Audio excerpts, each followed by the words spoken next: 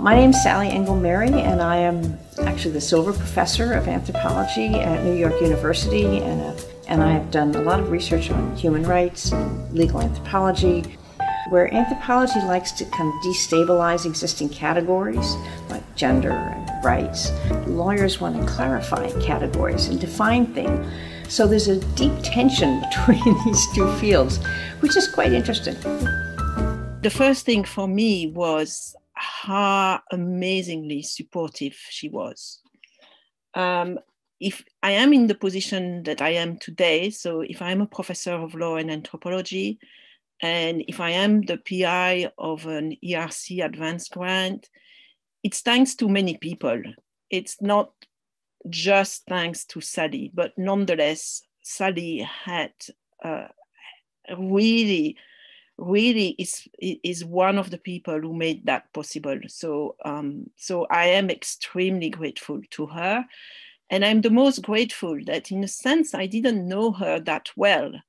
I was introduced to her thanks to Jane Cowan, whom I can see on my screen at least, and Richard Wilson when we put together the workshop for culture and rights. And Sally came to Brighton to give us her contribution. And later on, I invited her to participate in the Path to International Justice seminar, and she also came.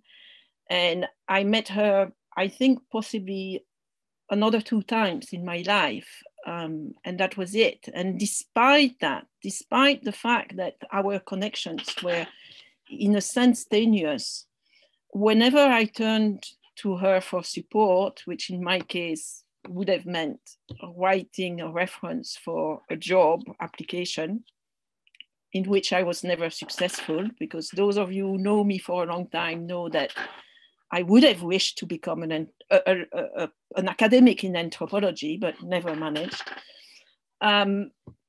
But asking her for job references or asking her for research funding applications, she always did it. I always thought, well, you know, my luck is going to come to an end now because she must be far too busy. But no, she was doing it. And so that I am extremely grateful. She was so generous. She was so positive. She was so enthusiastic. And then the other thing for me, which is really important, is how she opened up the field of the anthropology of law. And you can see I have gray hair. I've had gray hair for a number of years. The reason I have gray hair is that I was doing my MPhil in 1987 at the University of Oxford in anthropology. And I was writing about the September laws of the Sudan, which were Sharia, the reintroduction the introduction of extremely harsh Islamic law involving punishment of cutting the hand of people caught stealing things. And it was as part of the dictatorship of the President Nimeri. And so there I was, a fresh student in anthropology, having graduated in law from the University of Brussels and trying to write something about, which would be anthropological, about law. And that was scary, that was challenging, that was difficult. And I seem to remember what was called a coffee morning. So every Wednesday, the department met for sharing a coffee and having conversations. And me saying to someone that I was a bit at sea with my literature review and I didn't know where to take it and how to do it. And there was really nothing I could see, which was really relevant for what I was trying to do. And this person told me, well, you'll just have to invent it. This is what you'll need to do in your career. You invent a new anthropology of law. And I was really aghast because I thought it was so unfair. I just didn't know where to start. I didn't know what to do. And there I was being told, well, you just invent it then. So it was very, very, well, as I say, I didn't find it helpful as a remark, but I'm saying that because I think this morning, then I thought, well, whom did I cite in this MPhil, which has been sitting for over 30 years at the top of my shelves? I never look at it. So I took the bibliography. I didn't think my bibliography was particularly good. There were certainly missing names, but it was nonetheless interesting. And then I looked a little bit at what I wrote, and so I'm going to cite myself from 1987. One of the things I want to do in this thesis is to depart from the view that law is merely found, in inverted comma, in society. And I think, I had in mind Bohannon, if you still read him, Gluckman, Simon Roberts. I said, I believe that anthropologists should not confine themselves to custom and or to the view that laws flow from the society. With the September laws, I had to ask myself in what context. And I was actually, it may seem a bit, well, I don't know what it seems for the younger who are watching this, but I don't think I was completely naive as to where the discipline was at the time, even if I was missing something. But I was quoting Sally Falkmore, writing in 1978 in Law as Process, an anthropological approach. And she wrote, many lawyers and law professors view law as an instrument for controlling society and directing social change. But most anthropologists are concerned with law as a reflection of a particular order. And I think, and I'm saying that because what I'm going to say from there. So there was this view that law, customary law was just an emanation of law, of society, and a reflection of it. Although Kibet von Benda-Beckmann, who is also here, would have had a far more dynamic view of this, and would have looked at other things. That was, in a sense, I think, at least as a MPhil student, this was the sense that I had got. And I'm saying that because I think it really puts in perspective the amazing scholarship that Sally produced over the years. Maybe not starting, but at least one of the landmark was her Getting Justice and Getting Even from 1990, which really put to the fore this idea of legal consciousness, which is not something that I myself have really grappled with, but I think this is something which has always been and has stayed in her scholarship. It was about working class white Americans and the way they would get into the legal, they would try to get something from the judicial legal system, and then how the system itself would kind of process their claims and what it would do with it. And then, of course, there was Colonizing Hawaii, another monograph by Sally and Mary, which to me really resonated because you presented me as having had 2 monographs, but you forgot the first one because it's not part of my, trajectory. But the first one was called Recalling the Belgian Congo, and was about the memory of colonialism. So I think to me, it was always fascinating that Sally had also worked on colonialism. And then of course she then expanded her scholarship to looking at human rights and looking at law in a very in its current setting, which was a setting of globalization. So yeah, I mean, an amazing inspiration, and this definitely a pioneer who, with others, really developed the anthropology of law in different ways.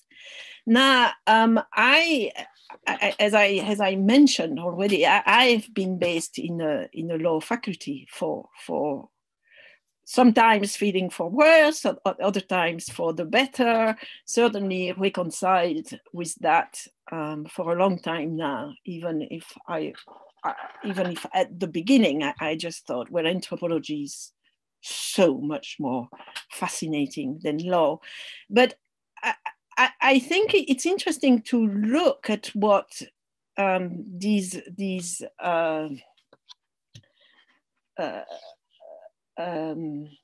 disciplines do, because I think in law what you're trying to do is to get things right.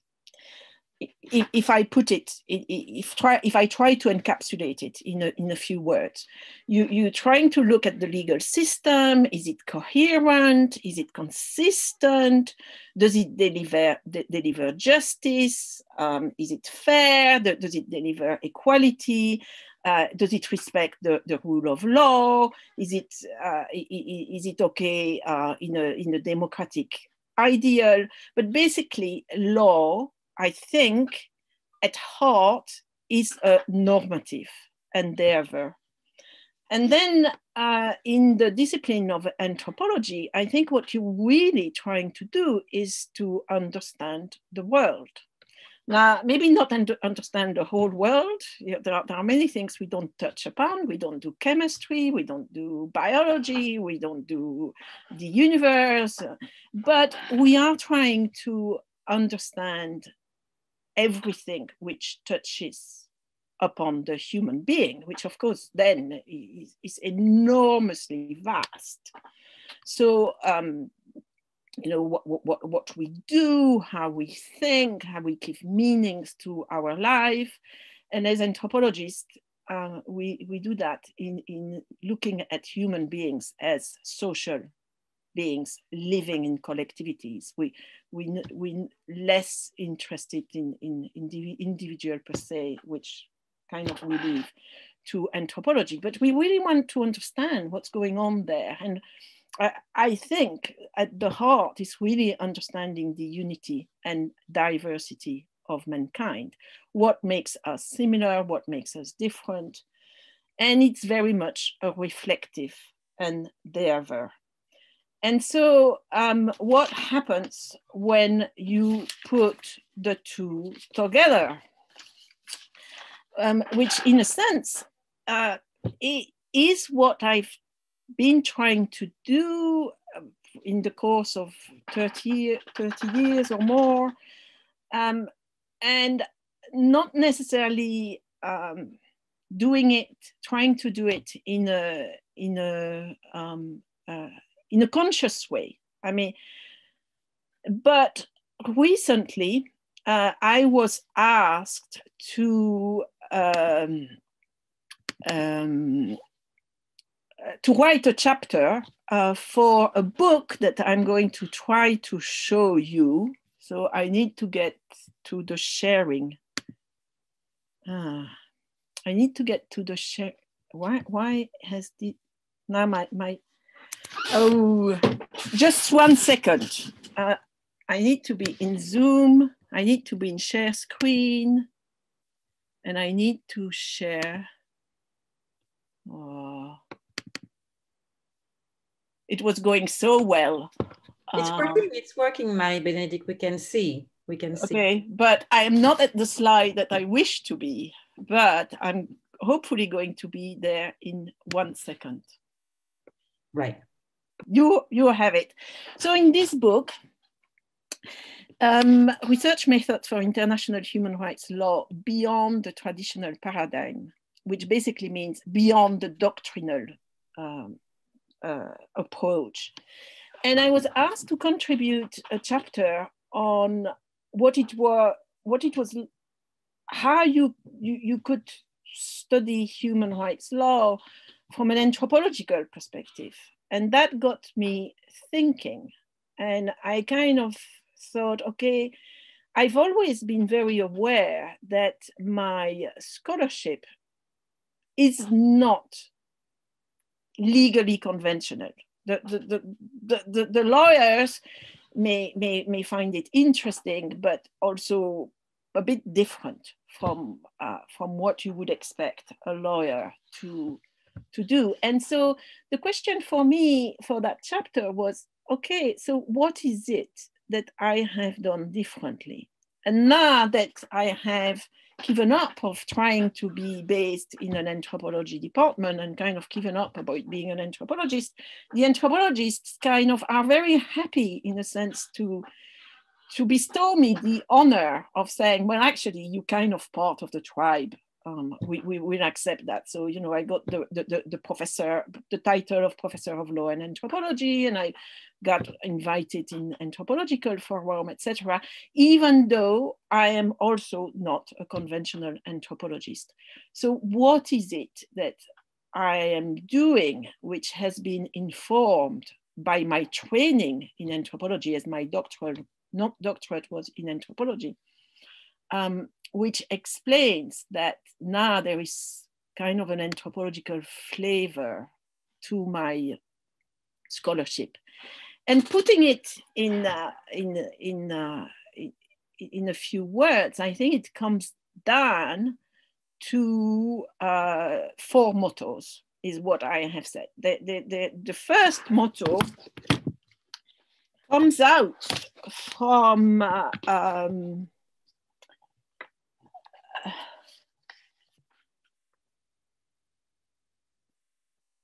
the first motto can be described as this, or can be illustrated as this. And I call it aim at establishing how the small nitty-gritty stuff of social life connect with the big picture. And the illustration that you see there came from me asking a friend to illustrate a quote by Thomas Eriksson. And the quote goes, "It is only when an anthropologist has spent enough time crawling on all fours, as it were, studying the world by looking at the grains of sand on the beach through a magnifying glass, that he or she is ready to enter the helicopter armed with a pair of binoculars in order to obtain an overview." And when my friend illustrated that his first picture was just that. And I told him, look, this is missing the point, because what is really important, as far as I'm concerned, is that, yes, you start with the empirical small stuff, but then you really need to connect it with the big picture. And so the important thing is that then you really take a holistic view. That's really the holism of it, which is important, which is when he said, oh, no worries. Then, I go for scale. And yes, I told him, well, I don't know that you can draw a helicopter. And he said, no, I don't need a helicopter, but I will work on scale. I also told him, well, it would be nice if you had the the face of a woman. And he told me, look, I'm sorry, but I draw faces of men much better than women. So you will be stuck with that. That's what I have practiced the most. So that's what I can do.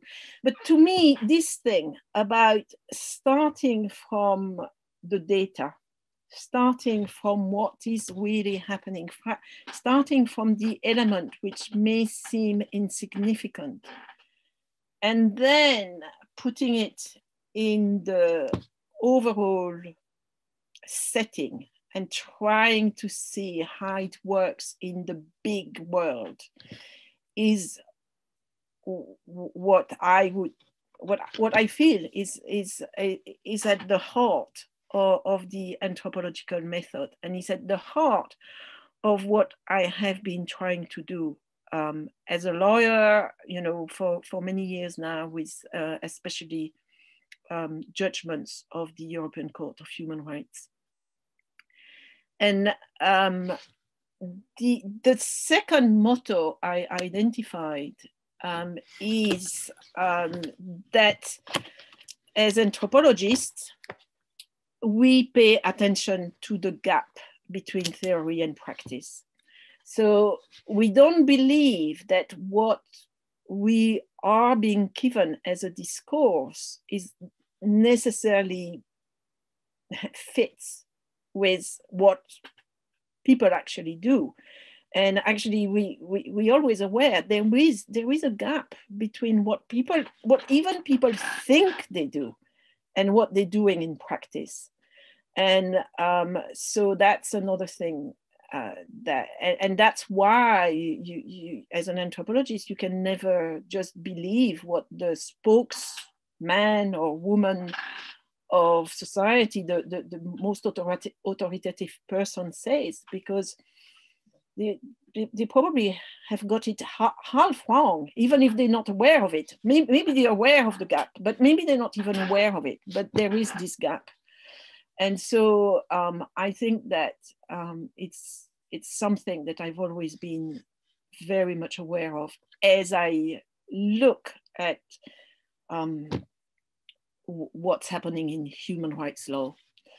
Then the third motto that I think has always guided my research is to be aware of power relationships, their framing and their silencing effects. And there apparently my friend maybe kind of thought he would manage to get me in the picture. But and I mean, obviously, when I started as an anthropology student at Oxford with Edwin Ardener, the fact that women had been muted, were muted, will continue, was very important. So that's what I gave as a directive to my illustrator friend. But I mean, obviously it's not just women. I mean, it goes much further than that. But I think as anthropologists are very, very good at wanting to capture that, and at paying attention, and at looking at it in unexpected places. So silences are important, what is kept hidden, what is not talked about, and I think that's at the heart of the anthropological method. So is the fact that you always need to dig further. You cannot stay at surface level, and ideally, you go further and further and further.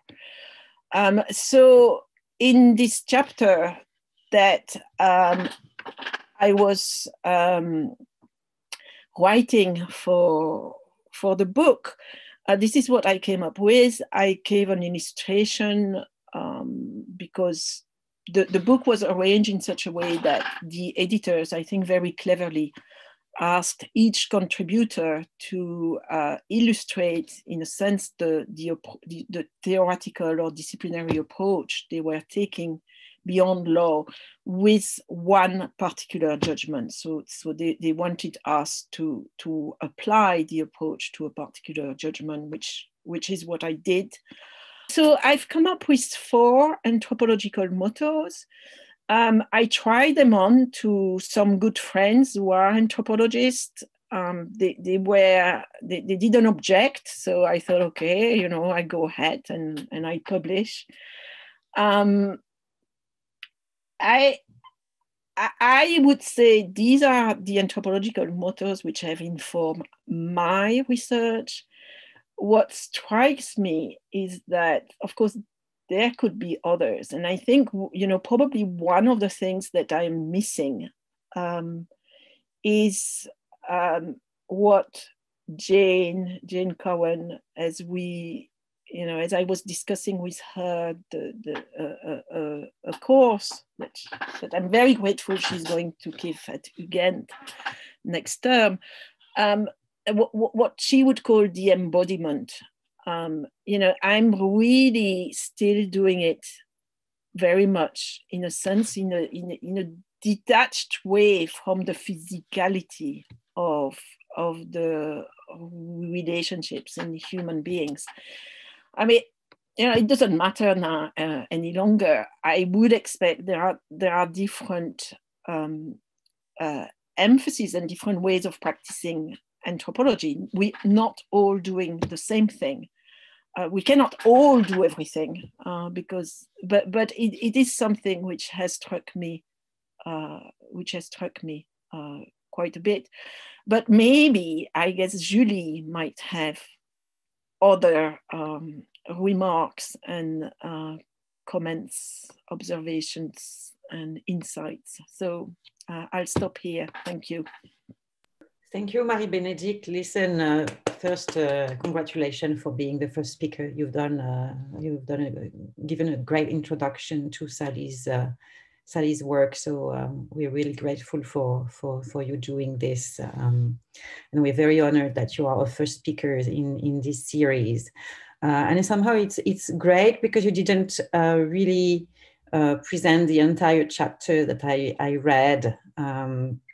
And I tried to comment, but perhaps I could give a summary of this chapter, because I found it very useful as I now teach the anthropology of human rights, drawing a lot of inspiration from, of course, the work of Sally and John Mary, but also from your work, the work of Jane, many people in this room who are present, people from, the Max Planck, Bertram, Judith, Agathe, we've all passed through that place too.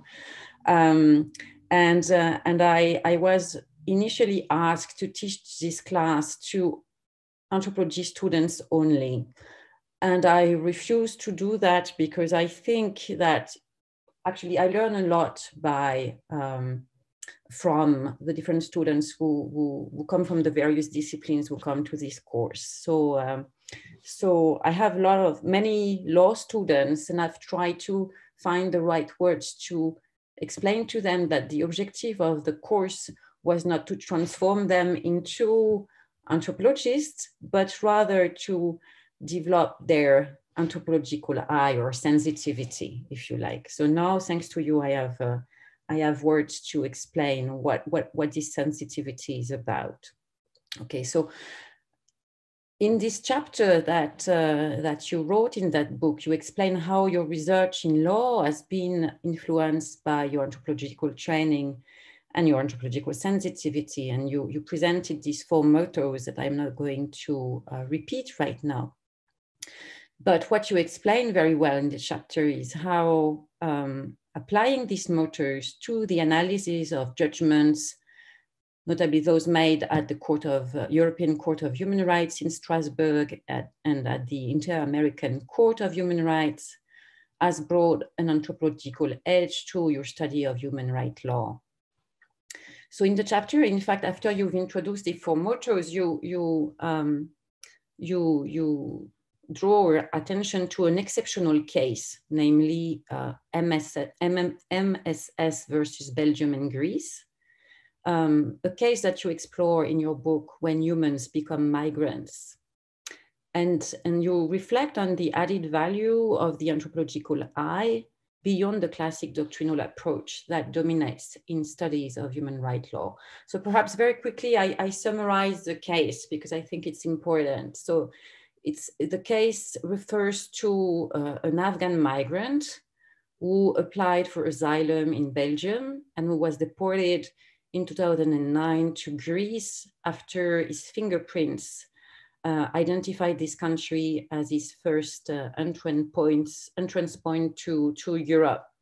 So because of the Dublin thing, MSS was deported and he found himself in a country where the asylum procedures was deficient, with an absence of recognition of refugee status, in a country where the state did not provide any support to asylum seekers.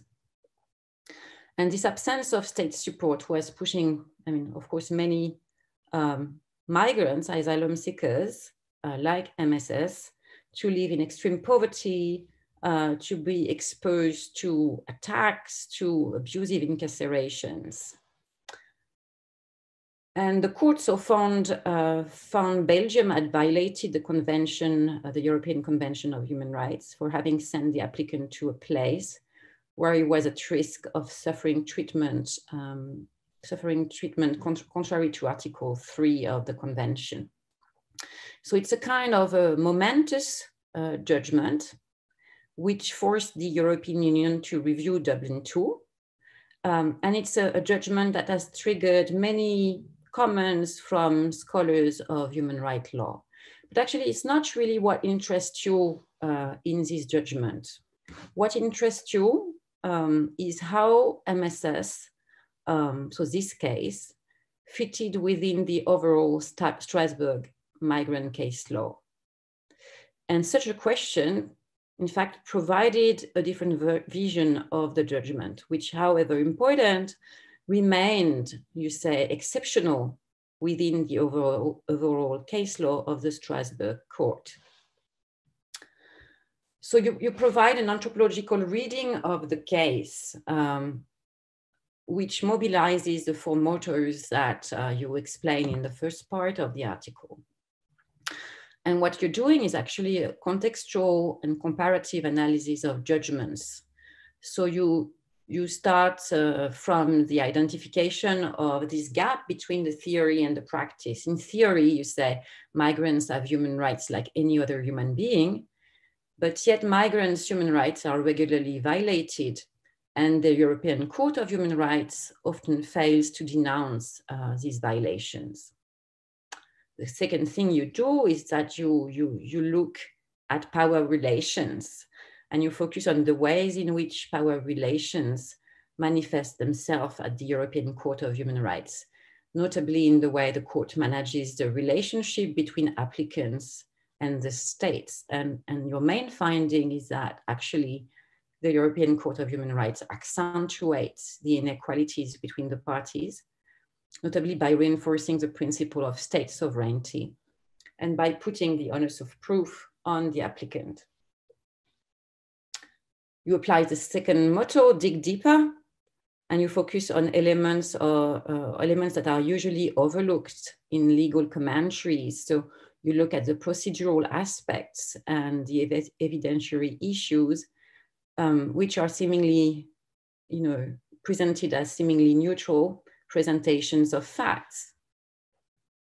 Thirdly, you establish connections between the nitty-gritty and the big picture, like on your friend's illustration. And you approach, these decisions that are made by the courts like a mini fieldwork. So you're trying to have a kind of, highlight the different voices to dissect to dissect the case law so as to understand conditions which made a pronouncement thinkable. And the aim really is to understand how a decision so out of the ordinary, like the one of MSS, fits within the history of the Strasbourg case law.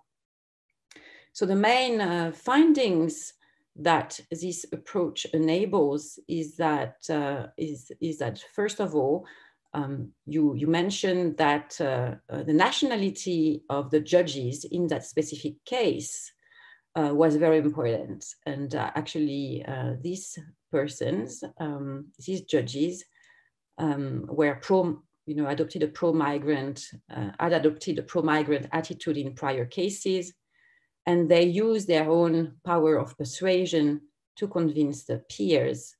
But in reality, this case goes against the Strasbourg mainstream. It departs from the norm, and this is what makes it exceptional. Because it's a case in which certain tools and techniques were used by the judges, which were not usually used by the court.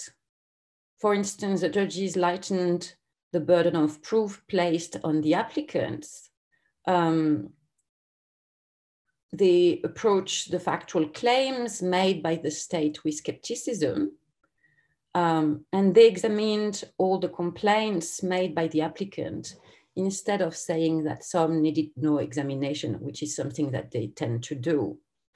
In fact, usually the court tends to not to believe the migrant applicant, you say, to blame him for being in the situation he is or she is, and to leave many complaints unexamined. They tend to consider migrant applicants first as aliens who are subject to the control of the state, and in a second step as human beings. And I think that's a very important finding, which illustrates the title of your book, When Humans Become Migrants. So what is your reading, your anthropological reading here of this case? What you're saying is that actually this case is not the victory of migrants' rights, but it rather shows how absolutely terrible, and I quote you here, how absolutely terrible condition must be before the court finds it within itself to intervene on issues related to migration.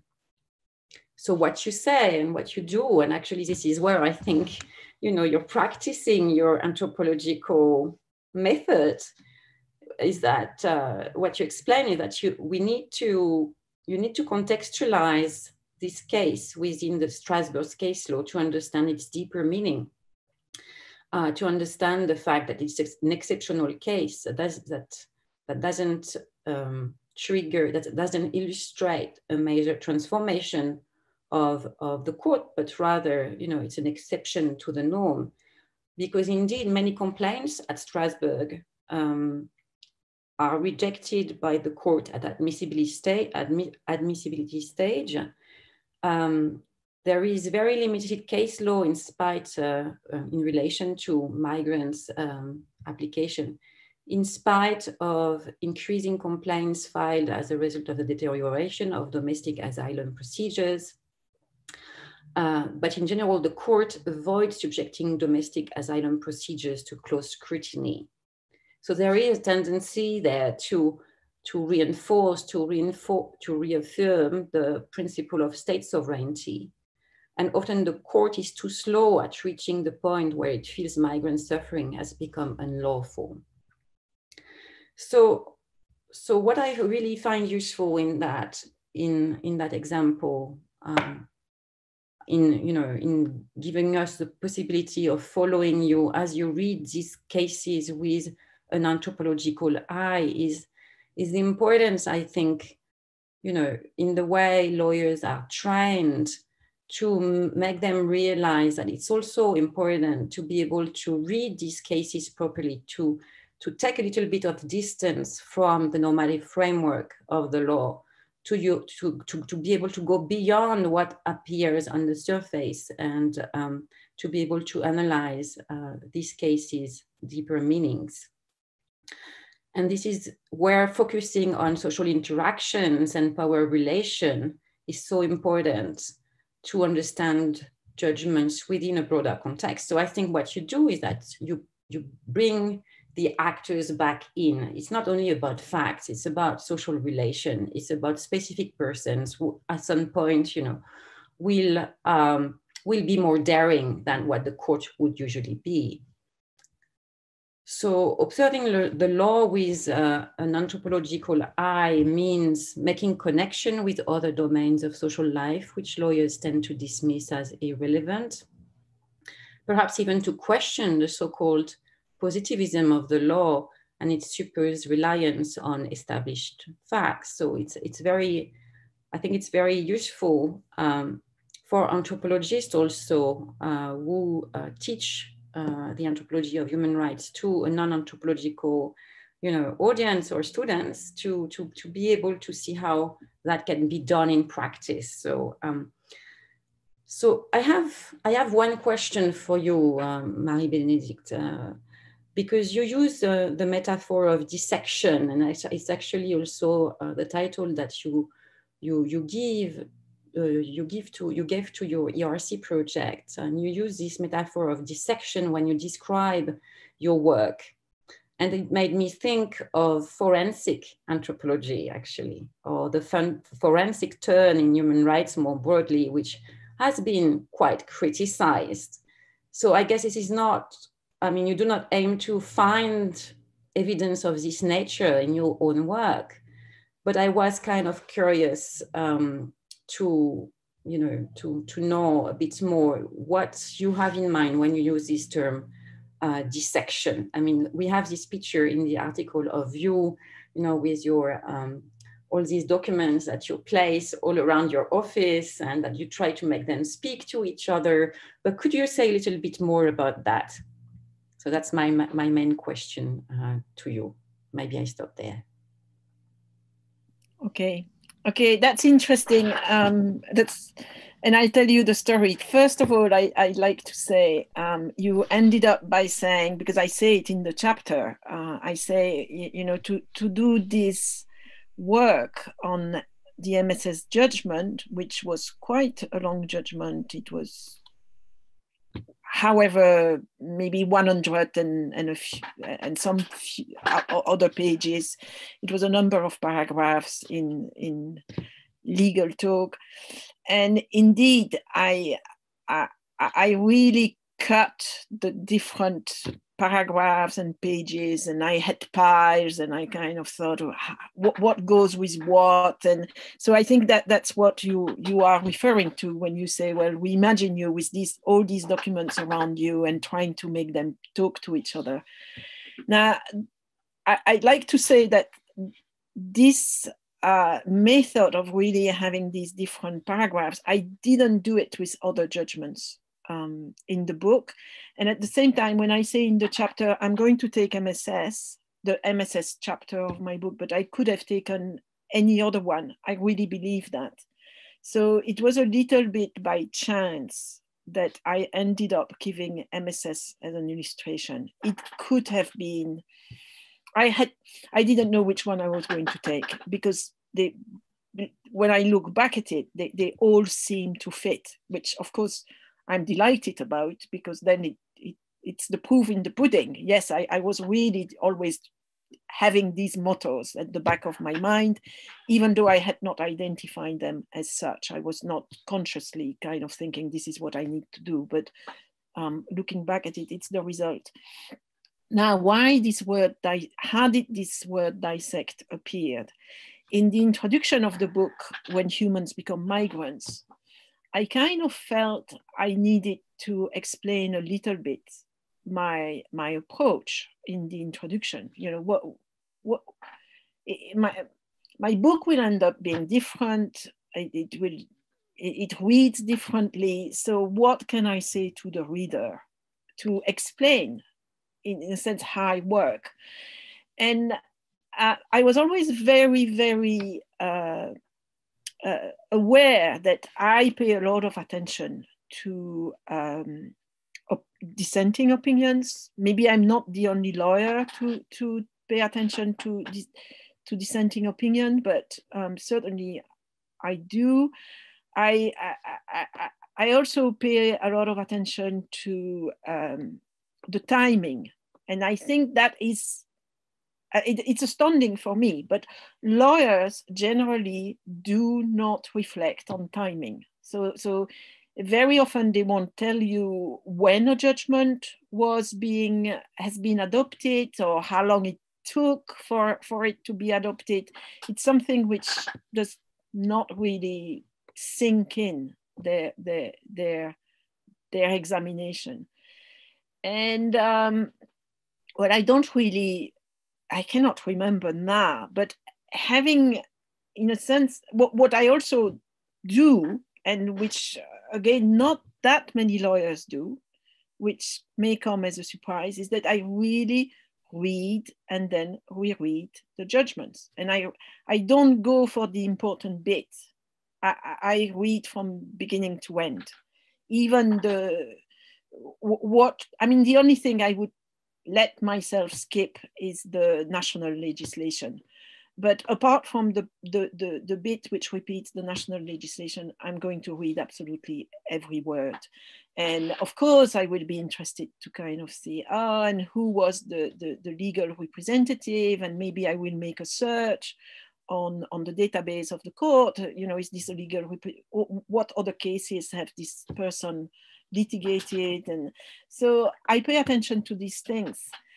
And when I wrote When Humans Become Migrants, I suddenly came up with this idea of the dissecting method of analysis, because I was very aware that I was really cutting the judgments and looking at them in a way that I really think most of my colleagues in law do not do.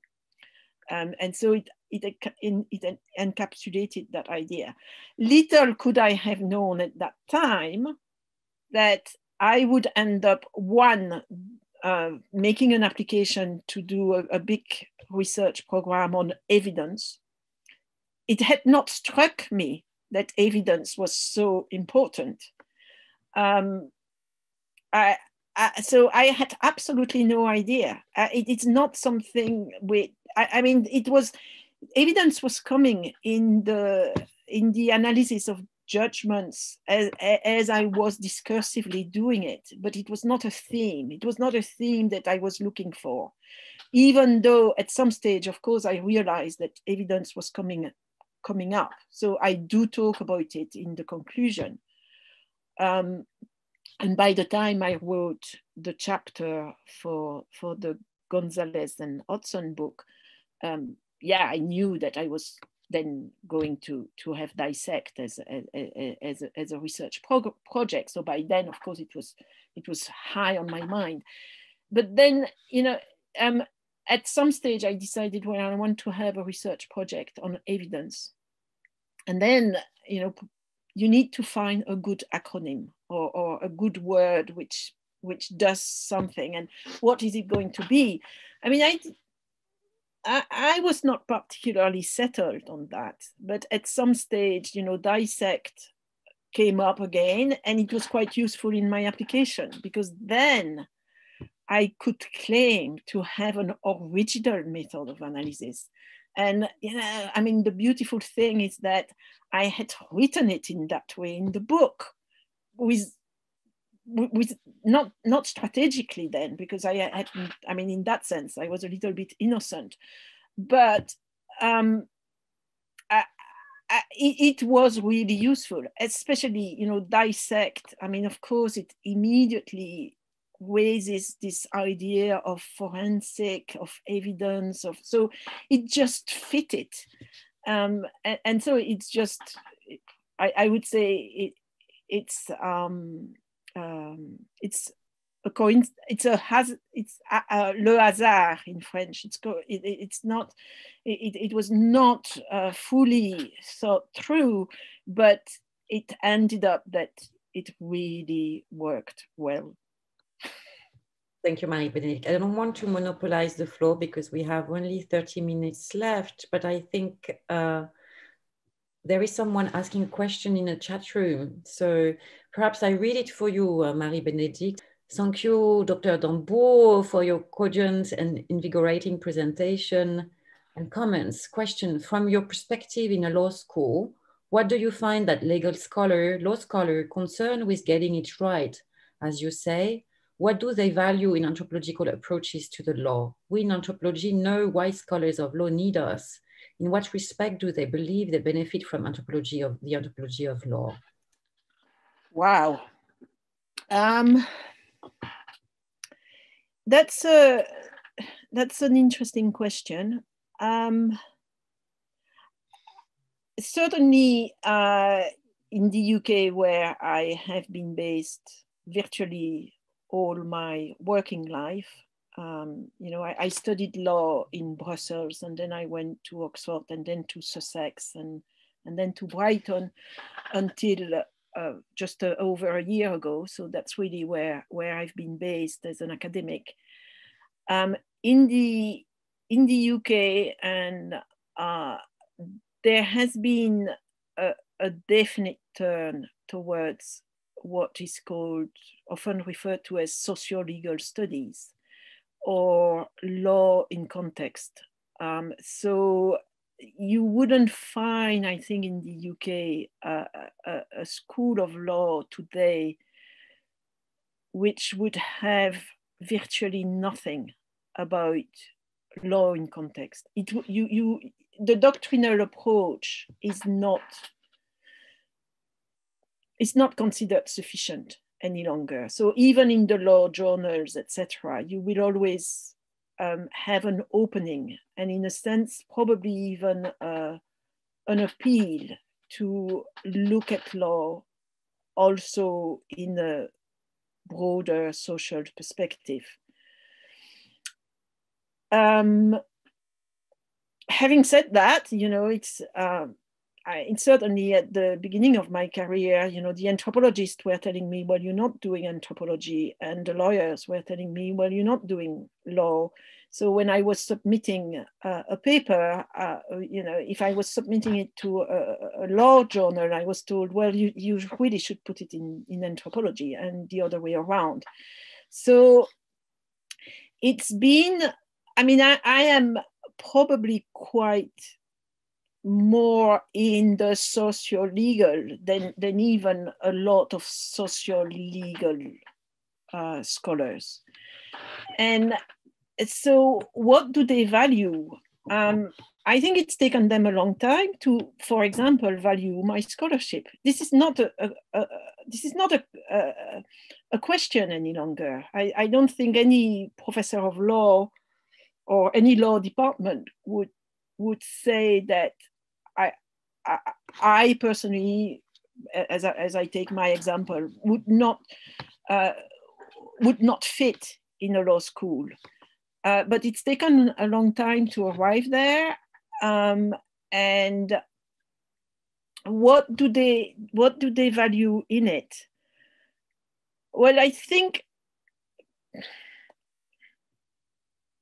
I don't know. I expect it's still a little bit difficult for the lawyers to really appreciate an anthropological perspective on law, which goes all the way to anthropology. Well, obviously with exceptions, but it would not necessarily yet be recognized by all lawyers. But in a sense, I could put the other way around as well, because do anthropologists really value the legal reasoning as well? So I think it goes, in a sense, it kind of goes both ways. It's also, I think it's also difficult for possibly for anthropologists to really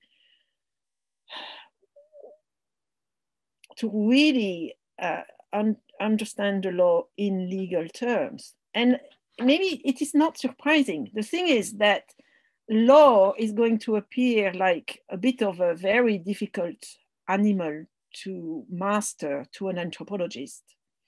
And possibly one difficulty is that the lawyers might think that anthropology is something that you can just do if you have a little bit of socio-legal awareness, which obviously I don't think it's true. But you know, the relationship between the disciplines and how to do interdisciplinarity is a very, very important question, and it's something which is not resolved in one go. Catherine has a follow-up question. She asks whether law and context is synonymous to legal realism, and would you say this is inspired by anthropology?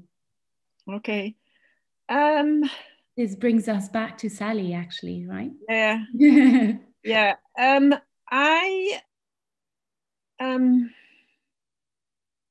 Well, these things are related. I see them as each of them a little bit different. So I think legal realism is a current which is generally attributed to have started in the United States by lawyers who were realizing that law does not just work through its legal norms, it also works through a particular position, particular interest, really embodied in some actors. So that's, you know,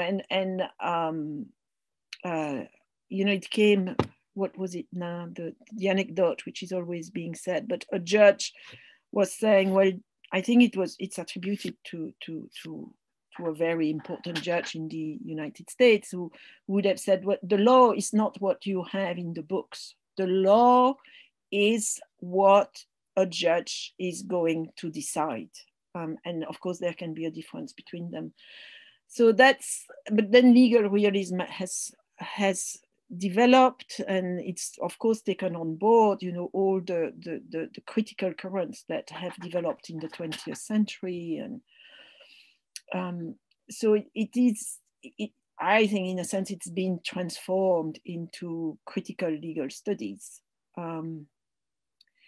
Now, to me, law in context, of course, if you're going to be a legal realist, you need to look at law in context.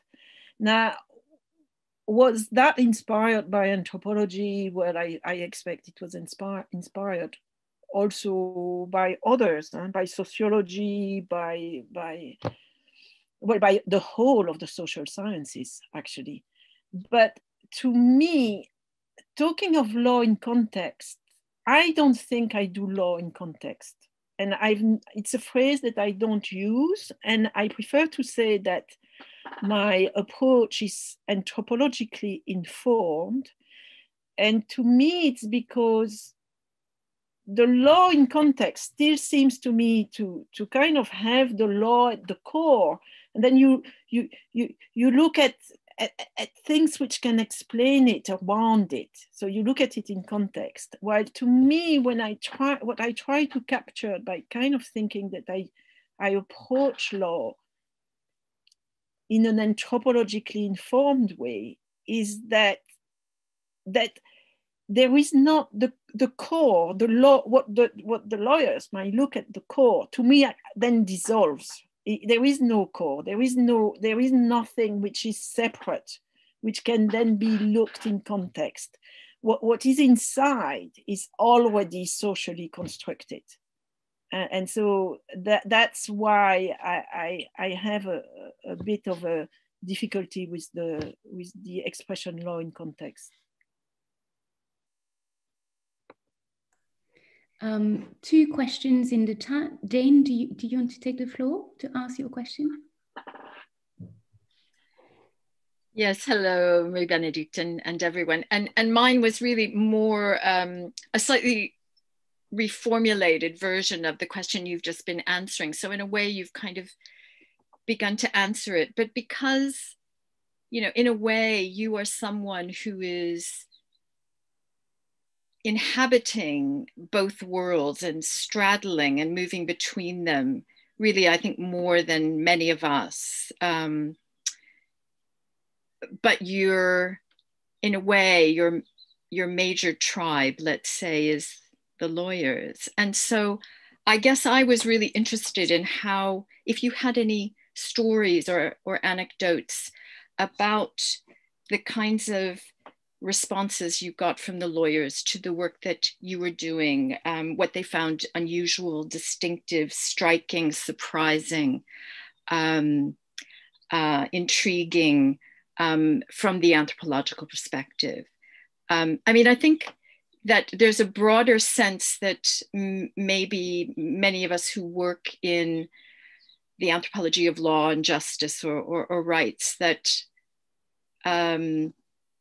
we think it's all very interesting, but it's not really clear that more traditional lawyers are actually interested in what we have to say and listening to us. And I think Sally is certainly somebody who I think was taken seriously and listened to. And I think, you know, you are also another person, but I don't think there's necessarily that many of us. So I am really interested to know what your sense is of your lawyer colleagues and what they think was kind of very surprising and interesting about some of the things that you've said, or perhaps Sally or other anthropologists. It's another big question. It's a big question which requires anthropological field work. So I don't know. I think I think I don't appeal to all lawyers. I think that's clear, but at the same time, I appeal to some lawyers. So it's not as if, and some of the lawyers really are extremely fascinated and in a sense grateful for the scholarship I have produced, because it is so different. And then the question is, well, why is it so different? And I think, well, it's for the reasons that maybe Julie has explained even better than me today by going, which is that I probably turn things a little bit upside down. Like for MSS, well, MSS, maybe one thing Julie did not specifically spell out is that MSS is a grand chamber judgment. If there are a few judgments that everybody will know about from the European Court of Human Rights in the last 10 years, MSS will be part of those. So it is a major judgment. So in that sense, it's really what you would have the most representative of what the European Court of Human Rights might be produced, the most leading, the most, well, in a sense, the most mainstream, the one that everybody is going to cite, that everybody knows about. And then here I am, and I kind of flip it upside down, and I say, well, you know what? You think it's mainstream, but in all kinds of ways, it is just an anomaly which does not fit in the case law and which is so exceptional that it's unreproducible. And I think that possibly that for the lawyers who are willing to be attuned to that, that's possibly what they're going to take from it, is that I come up with things they would not have dreamt of, in a sense. They would not have seen it that way. Once I present it, the kind of, oh yeah, that's interesting. Actually, you know, she's right, or at least she has something in it which is really worth reflecting about. And I think that is probably what my scholarship does for lawyers who are willing to listen to it.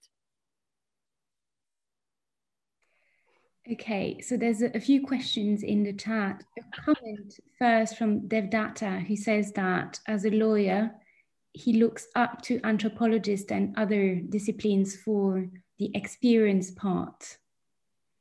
That's probably very relevant and related to what you just said, I guess. Alice had a question. She can't talk because she's sharing an office, but here you are, Alice. So your question is, if we had to read one book, which one would it be? One book written by Sally Mary. I don't know. You know, I really like Getting Justice and Getting Even.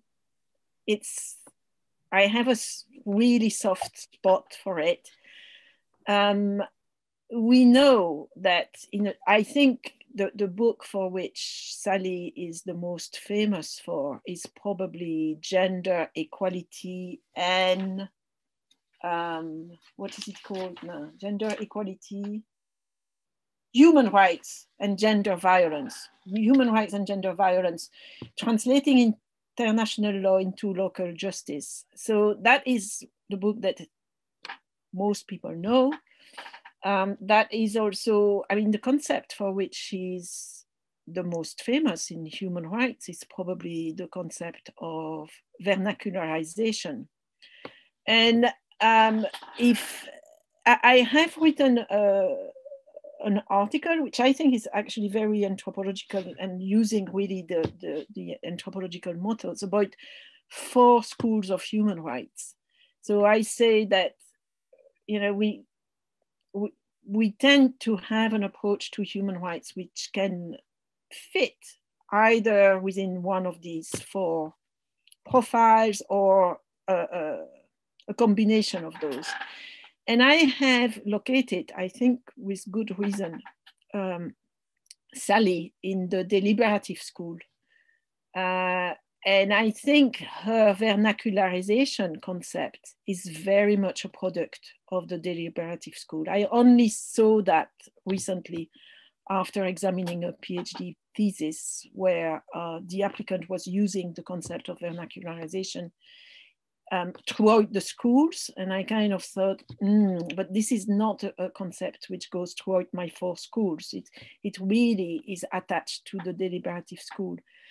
And I find that interesting because I think that to me, of course, you know, I mean, I really celebrate the work of Sally, but it's not the thing. I'm not a deliberative scholar at heart. You know, I am in the other schools. And so it is interesting that, yeah, to me, it probably remains, you know, Getting Justice and Getting Even, because that's where my sensibility goes. Thank you so much. Astrid, you had a question. Do you want to read it?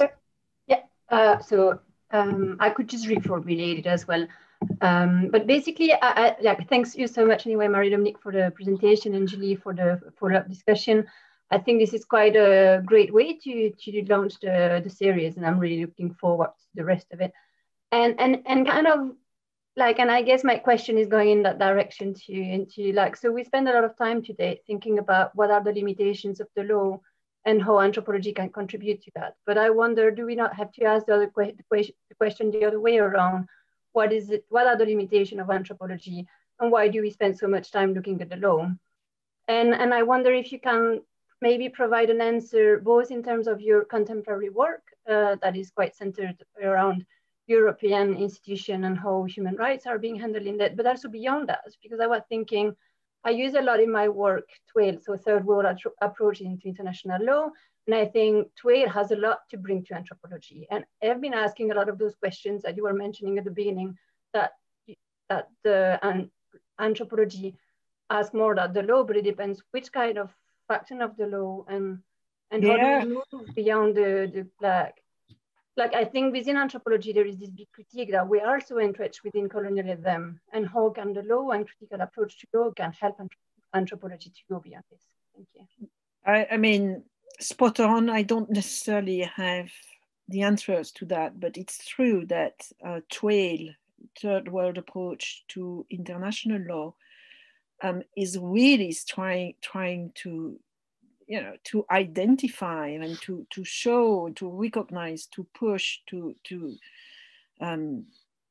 the fact that our legal institutions are so entrenched in a Western legal way of doing things, and thus, you know, the importance of post-coloniality.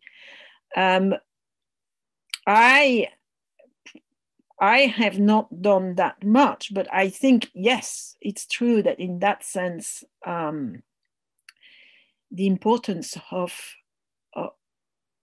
engaging with that literature is really important. I mean, I cannot help mentioning, as you bring that up, that Thomas Spijkerboer is having a Frankie International Chair at the University of Ghent from January, and his project is to explore the deep colonial structure of international law. So in that sense, you know, he's not an anthropologist, but he is not coming from the third world either. He's from the Netherlands, but there is this engagement on his part, that direct engagement with trade, trying to go beyond, to review the way we look at borders, migration. I mean, really the foundational, some of the foundational categories with which we work, which we end up taking for granted, even though they are not universal. They're only universal because we have assigned them that status. And so, you know, that really goes back. I mean, obviously, anthropologists should be wonderfully well placed to be attuned to that, because it goes back to what I said at the beginning. You know, anthropology is interested in the unity and diversity of mankind. So in terms of law, well, anthropologists, of course, one of the first things they can do is to kind of think about the categories. What is a migrant? What is a migrant in the West, but what is a migrant somewhere else? And why do we end up with ideas that we think are universal, while in fact they're just the particular ideas which have won on the world market of ideas. So I think that's very, very important.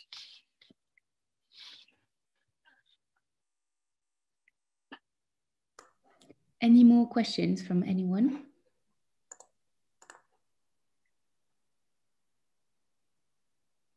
Or a comment, or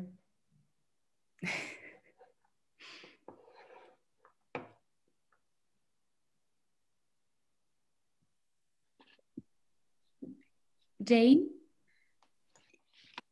Yeah, I just was wanting to, I wanted to notice one of your original points about the anthropological approach, and you talked about the gap between theory and practice. And it seemed to me that you might have been referring in that to, in a sense, when you said theory, to the sort of official view, or what I used to call the party line, the sort of official culture versus what people are actually doing. And indeed, that's something that anthropologists pay attention to. But I'm kind of increasingly also aware that the kind of theory practice tension and gap is also, you know, in the standard sense of working with kind of academic theoretical concepts versus looking at people's actual practice. And I co-supervise quite often with people in other departments. And yesterday I had a supervision with a student who I co-supervise with a lawyer colleague who I adore, and she is a specialist in Foucault, and we're using the concept of governmentality. And it's always very, very interesting to be kind of talking about the student who is on the verge of doing empirical work on asylum seekers who are going to be looking at issues of access to justice and how she's going to investigate that, you know, but she wants to analyze this through the theory of governmentality. So I'm kind of constantly aware of this sort of necessary and interesting and productive, but sometimes uncomfortable tension between theory and practice as we also do this sort of empirical work on rights and justice in a way that's, you know, theoretically informed, but also very attentive to people's practices. Yeah, no, I mean, yeah, it's you say it, of course, much better than I do, Jane. That is always the case. Yeah. I'm seeing that there is another question on the chat, and I cannot resist not answering it. So my new project, I mean, of course, I want to talk about it. So it's called Evidence in International Human Rights Adjudication. And, you know, it came out from the fact that, well, I was very keen to try to get an ERC project. And so if you go for these things, you need to have something which is cutting edge and which has not been done before. And then you have to kind of wake your brain to kind of think, what could I offer which is cutting edge and has not been done before? And one day I had this sudden inspiration to kind of think, well, why not look at evidence? And I think because it's not been done before, so that fitted well the requirement. But, you know, I think it really also fits me really, really well. And I have, since I've thought about it, I have sometimes read back some contributions I wrote a long time ago, my first contributions on the ECHR, and they already talk about evidence. And I think that for an anthropologist, this is really a dream topic, because it is very, very important. It's what makes or breaks cases. There is really a way of playing with what is the reality for the judges and for everybody else. It's very concrete. It's full of power relations. It's full, and I have noticed that, in a sense, like you know, my mentor in Belgium was someone called Jacques van der Linden, and in a sense, it's always the same themes which come. He was not an anthropologist. He was a lawyer, but he was a lawyer who should have been an anthropologist in a sense. And so, you know, his topics of predilections were legal pluralism, but legal pluralism, language and law, the development of law through computerization. But also one of the projects he led at some stage was on evidence. And I was like, I'm not surprised. I mean, those of us who are based in the UK, well, William Twining, who is not an anthropologist, but who is very much someone who really wanted to explore law in a social setting and in a socially reflective way.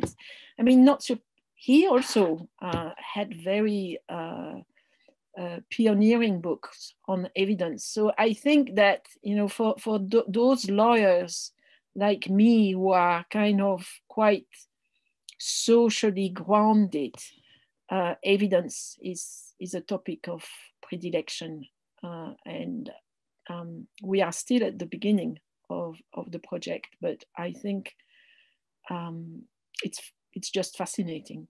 So.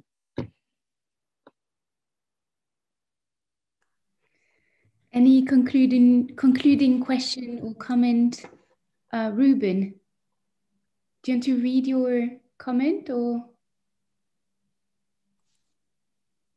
Yeah, I can just repeat it, but it was just a small observation that from my personal experience, it's often practicing lawyers who have a more natural interest in like an anthropological approach, especially used to be a refugee lawyer as well and practicing refugee law. And there it's overall like all refugee or all practitioners of refugee law are really frustrated with how little place this anthropological approach gets in the whole legal proceedings that refugee status determination brings along. So for me personally, that has, I was rather disappointed that like at an academical level among legal scholars, it's not an obvious approach. So I think it's more like, from my experience in Belgium, it's more like practicing lawyers who push law scholars to include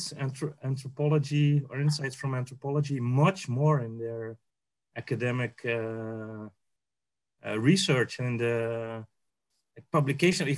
What you find easily as a practicing lawyer is evaluation of law in books, but it's very difficult to find, as a practicing lawyer, to find useful academical analysis that you can use in practice, because they lack this a lot of them lack this social legal approach. So I don't know if I bring it clear enough, my observation. Yeah, I think I agree with you that in a sense, legal practitioners immediately get what you are trying to get at. I mean, I think that for legal practitioners, I mean, obviously they have to present legal arguments to the judges. So that's what they do. And so in that sense, they use law as a normative thing, but they're very, very aware of all the practical elements of the law.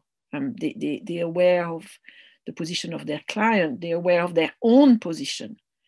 They immediately sense where, I mean, in a sense, they are more attuned to the difference between theory and practice, in a sense. So they're very happy to have it. I guess that they're not necessarily very good at making a full analysis of these forces. So they don't have the time. I mean, in a sense, it's not their job. So they cannot necessarily articulate it. But yes, I agree with you. They tend to take it in and to say, yes, we would need to have more of those. Okay, so we're approaching the time to say goodbye, but there's a few more questions and comments in the chat. Do you want to answer some of these, Marie-Benedicte?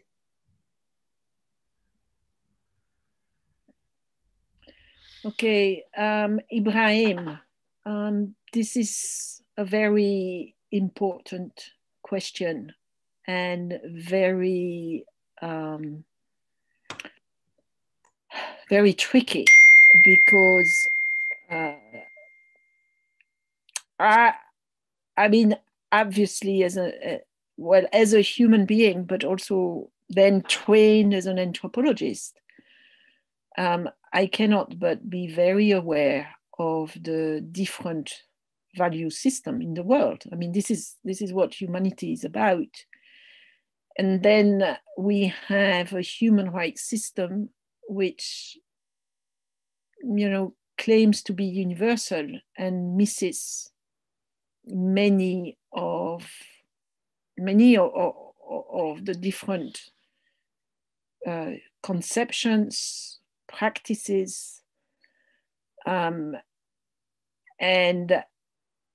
yes, exactly. You know, you say, my question is that these people usually have their own concept of legal and justice driven by culture or religion. I suppose it is, or maybe you say culture of religion. I don't know which of the two. In any case, these are very important questions, and that's one of the reasons why, you know, the world is very tense today. Liz Lott would like to say something. I'd be very happy to hear her, but I don't know if there is time for it. Is the study of law in practice always comparative? Not necessarily. I think that the anthropology aspiration, in a sense, is always to understand it within something which is bigger than what you understand today. So there is this holism, this holistic interest. So that in that sense, you're always driven towards comparison, but it doesn't mean that everything always needs to be comparative, I would say. Quantitative, yeah, well, I don't really know what's happening in Germany, but I take your word for it. And I do think that maybe outside the social sciences, there is something about quantitative research which seems to give a solidity that you might not have in something as fluffy as qualitative research. So that is something that one has to struggle with. Although I would say certainly in law, in Belgium and in the UK, I think the quantitative studies within law have found it difficult to develop. So in that sense, I would expect that they're not necessarily at a big advantage, because you don't find that many people doing that many really good quantitative studies. Shall we hear from Liselot as a concluding comment? Yeah, hi everyone. Thank you for giving me the word and in this first talk. I'm extremely grateful that you're organizing this webinar series, and I find it extremely inspiring what Marie-Benedicte has been sharing today. So my name is Liselot. I call myself a legal anthropologist, to put it like that. I'm now based in Spain. I'm principal investigator of an ERC project, the Starting Grant. I'm going to share with you a bit my own journey with legal anthropology. I think it's in April, it's scheduled.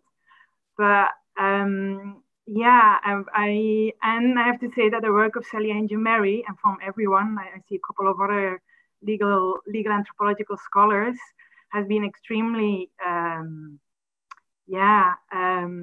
crucial for my own legal work. I've been working more with Indigenous peoples over the last years. And Marie-Benedicte, I don't know if you remember, but we met a couple of years ago, actually in Ghent, because I did my PhD a long time ago at the Human Rights Center, where you are now. And I was the first anthropologist in that department. And yesterday I gave my class here for my human rights students here in Spain in Spanish. I have like 6 hours to talk about social science and social research methods to lawyers. And the anecdote that I always share is that when I started in Ghent at the Human Rights Center, that was in 2006, I remember that one of my main colleagues, a constitutional lawyer, said, when I was sharing, I'm going to do field research in Guatemala, trying to understand the context, the voices of the people, etc., that his comment was, yeah, but Liselot, you have to do serious research. And that was like big shock between me being an anthropologist and criminologist and then lawyers. And yeah, I'm really really grateful, and I find it fantastic that you're based there now. I know that Eva Brams has been pushing the empirical agenda since I started there, like 15 years ago. So I find it really fascinating that little by little, this kind of legal anthropological work is gaining space in many law faculties here in Europe. And I'm really looking forward to hear everyone and all the other presenters and having this kind of conversations, internal dialogues, sharing our experiences, and also honoring the people who have been very inspiring for our own work, which is the work of Sally and Jim-Marie. So this was just briefly what I wanted to share to everyone. Thank you. Thank you. Thank you. And it's very fitting for... Yeah, I think I couldn't have done it better. Thank you so much, Liselott. So I think we're going to end this first webinar session here. And it was absolutely lovely to see you all online. And we'll see you, I hope, on the 15th of January for our second talk of the series. So see you then. Thank you. Bye. Bye. Thank you, everyone.